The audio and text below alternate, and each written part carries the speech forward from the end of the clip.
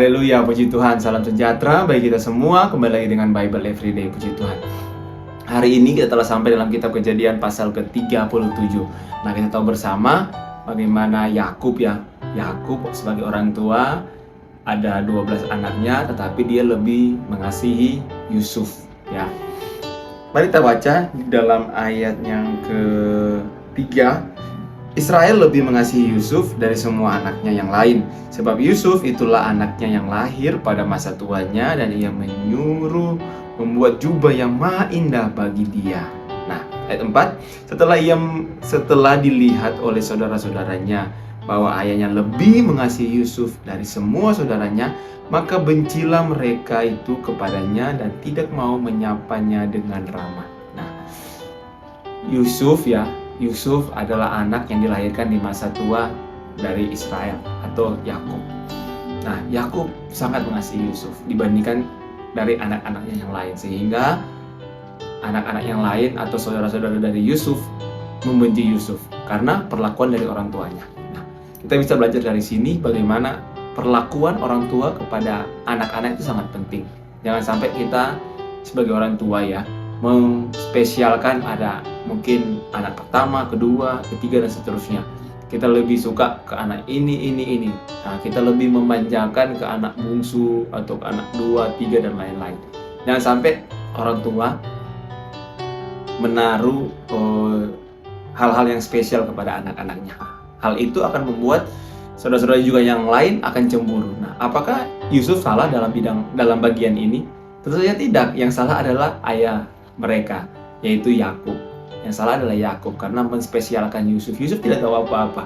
Kenapa dia harus dibenci, begitu ya? Kenapa Yusuf harus dibenci oleh kakak-kakaknya, begitu saudara-saudaranya? Karena Yusuf dispesialkan, tapi dia tidak tahu. Nah, ini yang menjadi pelajaran bagi orang tua.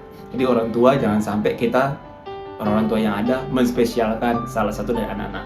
Biarlah kasih kita itu merata kepada anak-anak kita. Nah, itu yang kita bisa belajar dari Yakub sebagai orang tua. Tapi kita juga harus belajar dari bagian dari Yusuf. Seketika Yusuf juga tahu kalau orang tuanya, kalau ayahnya sangat menyayangi Yusuf. Nah, Yusuf dapat mimpi. Mimpinya itu luar biasa. Kalau kita baca ayat yang ke-7, tampaklah kita sedang di ladang mengikat berkas-berkas gandum, lalu bangkitlah berkas-berkasku dan tegak berdiri. Kemudian datanglah berkas-berkas kamu sekalian mengelilingi dan sujud menyembah kepada berkasku itu. Lalu saudara-saudaranya berkata kepadanya, apakah engkau ingin menjadi raja atas kami? Apakah engkau ingin berkuasa atas kami? Jadi makin bencilah mereka kepadanya karena mimpinya dan karena perkataannya itu. Nah, Yusuf dapat mimpi dari Tuhan kalau dia akan menjadi raja. Tetapi Yusuf langsung menceritakan pada waktu itu apa yang dia mimpikan. Nah, ini menjadi pelajaran juga bagi kita semua ya. Kita harus tahu situasi. Ketika kita berbicara, kita harus bisa lihat situasi. Pastikan kalau memang pembicaraan kita itu sensitif, kita lihat situasi. Tunggu situasinya tenang, situasinya agak reda, agak aman, atau paslah untuk kita bicara dengan hal-hal yang sensitif ya. Kalau kita lihat ya, Yusuf sudah dibenci ya karena dikasih jubah yang maha indah. Mulai saudara-saudaranya cemburu. Di saat saudara-saudaranya cemburu, dia menceritakan lagi mimpinya kalau dia akan menjadi raja atas saudara-saudaranya. Wah, lebih marah lagi saudara-saudaranya. Jadi penting juga bagi kita punya kebijaksanaan. Kalau memang dalam keadaan yang tidak baik, kurang begitu baik, ada sesuatu yang kita akan ceritakan juga sensitif dengan keadaan yang ada, kita tahan dulu. Kita lihat keadaan yang baik.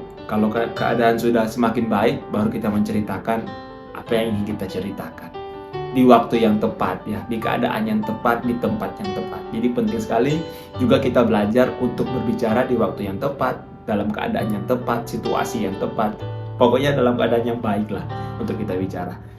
Yang ini menjadi pelajaran bagi kita semua. Orang tua jangan pilih kasih, dan kalau kita juga bicara, cari timing, cari waktu yang tepat juga. Haleluya.